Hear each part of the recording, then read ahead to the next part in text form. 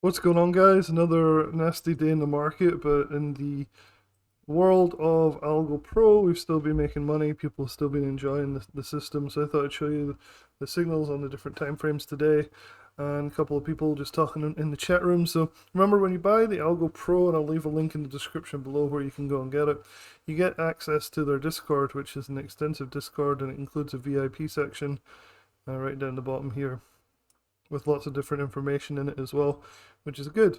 But you also have a lot of people that are just like giving their side of the story, like, oh, it didn't work for me because of this, or I had to do this and then it worked. I added it to my existing strategy and then it worked, or I added in this moving average and then it worked, or this is how I find it best. This is how I set my stop. And honestly, all that helps and it does improve things a little bit. But for me, because I only trade SPY, I don't trade any of these other things. So, like this guy here, he's been trading using the version 1.2, which is what I use as well. There are other versions which other people like have other strategies for, but this one I found to be the best, like straight out the box to use kind of thing. That's just me. He has been really impressed with it, but he's using it on Tesla and Qs and Rivian as well. But generally, what people are finding is the slightly longer day trading time frames are better. So if you're going to day trade, the 1 minute is not always the best. There'll be more fake out signals. It'll be harder to get in before things are really like settled and things. You can do it, and I'll show you an example of it working really well today. But people have been using the 3 and the 5 and the 10 minute more often than not for day trading, and then like the 4 hour, the hour, and the daily for the swing trades have worked even better. Let me show you though why sometimes the 1 minute works better on SPY, for example. So this is today's SPY chart. I'll just put this right here. So it's Thursday, so we're just going back here. So we zoom out a little bit just to get the whole Thursday in. So we've had the sell off yesterday, which was the sell signal right here. Worked really well. This is the 1 minute chart on SPY. And then it came into the. This is still Thursday. Hold on, let me just zoom out. Yeah, so because I'm used to looking at this on the 3 minute, this is causing me a lot of confusion. Here we go. Wednesday's there, Thursday. Okay, so this is where the first signals started to happen, and you can see the first buy signal worked perfectly.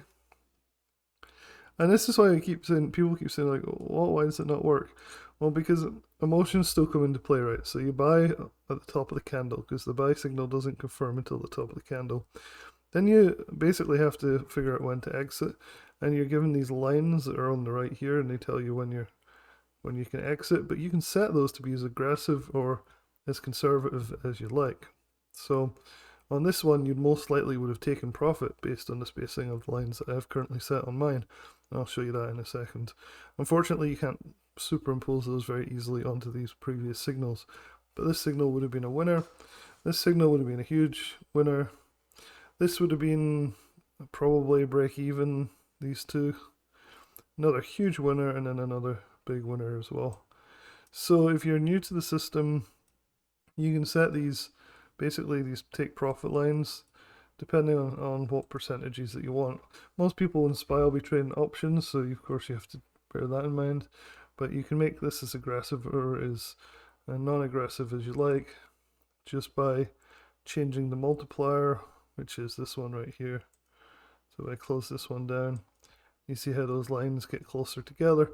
So you'd stop out faster, but you'd also take profit faster as well. So I found that about 2.5 or 3 in these conditions has been working pretty well. And so for like that signal here, you'd have at least got to the first take profit. And that's something that you've also got to decide, right? You've got to figure out how much profit you're going to take off on each of these. What's your strategy overall? Like, not just when to enter or exit, but are you going to take half off here and then cut the rest at break even? That's often a good strategy, right? Where you take half of your profit at take profit one, and then you set your stop loss to break even so you can't lose that other half, and you allow that last half to run to the next profit level, for example. I haven't seen these run past more than like 2 or 3, so I don't think it's too wise to think that you're going to get lots and lots and lots of these unless you set them really, really close together. You could do that too if you wanted to. So that's just a thought. The 1 minute here definitely got closer to the top of the sell-off right here, and the bottom of the bounce than the 3 minute did today, which is the one I usually use.